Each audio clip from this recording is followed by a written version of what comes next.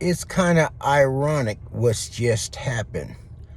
I had just made a video, and as I always do, when I get ready to upload it, of course, it replays. And the particular video that I just tried to upload, something happened with the vocal. But anyway, that's just like I say, those are the ones behind the scene, those that have access to the platform, and they're up to their shenanigans. That just lets me know they're being puppeted and played by Satan to help fulfill his agenda. And as a minister, an elder, and a watchman, I just want to serve notice, you know what I'm saying? You need to be about establishing a personal working relationship with the Most High, because obviously you don't have one, because one, having a relationship with the Most High, and that's through his Son, our God and Savior, Yahushua the Messiah, wouldn't conduct or behave themselves as such. Therefore, it's quite okay, because, like I said, it is Friday afternoon, December 12th, 2025. As always, around this time of the day, and I'm just now getting off work, getting ready to leave, and prepare for keeping the Sabbath. The Sabbath begins at sunset Friday evening and will end at sunset Saturday evening. But other than not being able to verbatim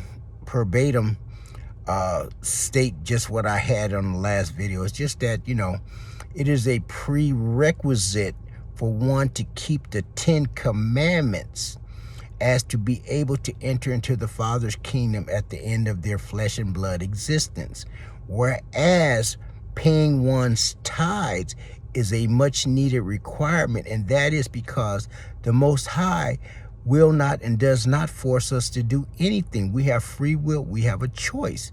But like I said, it is written in Malachi, the 3rd chapter, the 6th through the 10th verse, as to why we should pay our tithes and what's the consequences of not paying our tithes. But it also says, will a man rob God? And myself, I would not want to be on the negative side of that question, nor am I, nor will I ever be.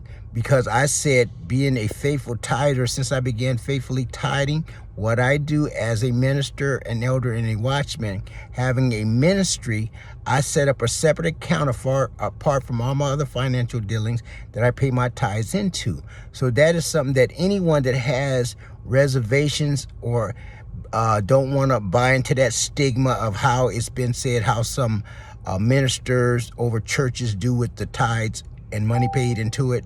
But like I say, if you do it the way I just stated, the Most High knows your heart and he knows your intentions. But it is a wise thing to pay the Most High his tithes. That is 10% of everything he blesses you with financially.